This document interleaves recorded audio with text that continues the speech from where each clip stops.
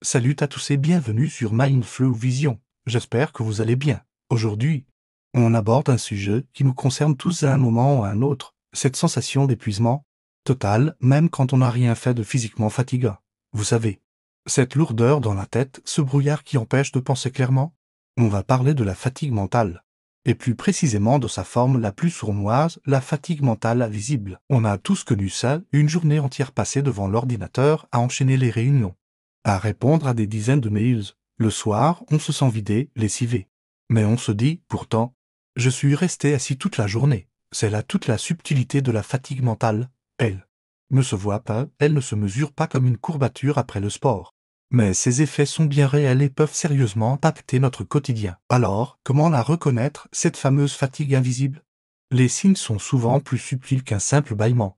Peut-être que vous avez du mal à vous concentrer sur une tâche simple, comme lire un livre ou suivre une conversation.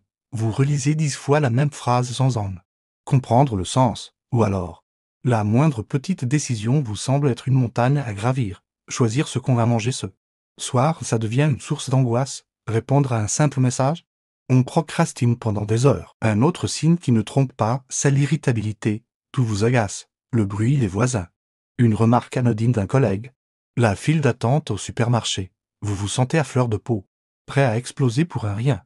Cette hyperréactivité émotionnelle, c'est souvent votre cerveau qui vous crie « Stop ». Je suis en surcharge, il n'a plus l'énergie nécessaire pour filtrer et stimuler et réguler vos émotions. Vous pouvez aussi ressentir une forme de détachement. Comme si vous étiez spectateur de votre propre vie, vous faites les choses en pilote automatique, sans réel plaisir, sans enthousiasme. Cette perte de motivation est un signal d'alarme important. Ce n'est pas de la paresse, c'est votre système nerveux qui se met en mode économie d'énergie. Alors, pourquoi cette fatigue passe-t-elle si souvent inaperçue de l'abord? Parce qu'on vit dans une société qui valorise l'hyperproductivité, le hustle. Être occupé en permanence est vu comme un signe de réussite. S'arrêter, c'est presque un aveu de faiblesse. On a tendance à ignorer les signaux de notre corps et de notre esprit, à se dire allez, encore un petit effort, jusqu'au point de rupture. Ensuite, il y a une méconnaissance, on sait reconnaître la fatigue physique, mais la fatigue mentale est encore un concept un peu flou pour beaucoup. On la confond avec la déprime, le stress passager ou un simple coup de mou. On ne met pas les bons mots dessus et donc, on n'adopte pas les bonnes stratégies pour y remédier. On se dit qu'une bonne nuit de sommeil va tout régler, mais souvent, ce n'est pas suffisant. Le problème, c'est que si on l'ignore, cette fatigue mentale s'installe durablement.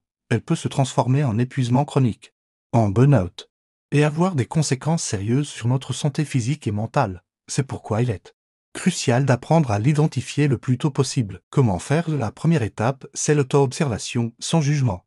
Prenez l'habitude, chaque jour, de faire un petit check-in avec vous-même. Comment je me sens, là, maintenant? Pas juste bien ou pas bien. Essayez d'être plus précis. Est-ce que je me sens agité, brumeux, anxieux? Tenez un petit carnet si ça vous aide. Le simple fait de nommer ce que vous ressentez permet déjà de prendre de la distance et de mieux comprendre ce qui se passe en vous. Observez aussi votre corps. La fatigue mentale s'exprime souvent physiquement, tension dans la nuque et les épaules, maux de tête, problèmes de digestion. Votre corps est une boussole incroyablement fiable. Si vous vous sentez constamment tendu, c'est peut-être que votre esprit l'est aussi. Une fois que l'on a identifié cette fatigue, comment on fait pour retrouver son équilibre? La solution n'est pas forcément de moins faire, mais de faire différemment. Il faut réintroduire dans notre quotidien des activités qui rechargent véritablement nos batteries mentales. Et attention, je ne parle pas de scroller sur les réseaux sociaux pendant des heures. Ça, c'est une fausse pause, c'est de la stimulation passive qui continue de puiser dans vos ressources cognitives. Une vraie pause régénératrice, c'est une pause qui déconnecte. Ça peut être aussi simple que de regarder par la fenêtre pendant 5 minutes sans rien faire d'autre. Juste observer les nuages, les arbres, les gens qui passent, ou bien écouter un morceau de musique que vous adorez. Mais en l'écoutant vraiment, avec toute votre attention.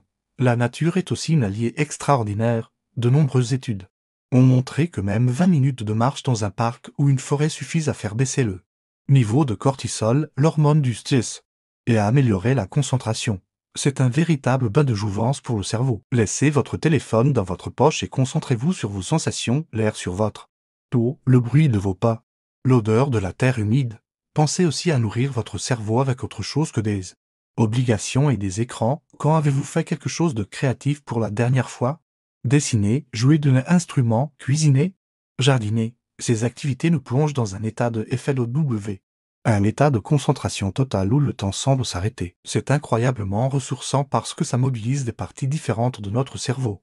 Il est également essentiel d'apprendre à poser des limites claires, dire non, non à cette réunion, qui n'est pas indispensable, non à ce service qu'on vous demande alors que vous êtes déjà surchargé, non à la consultation de vos mails professionnels le soir et le week-end. Poser des limites, ce n'est pas être égoïste, c'est prendre soin de son énergie pour être plus présent et efficace quand c'est vraiment nécessaire, c'est se respecter.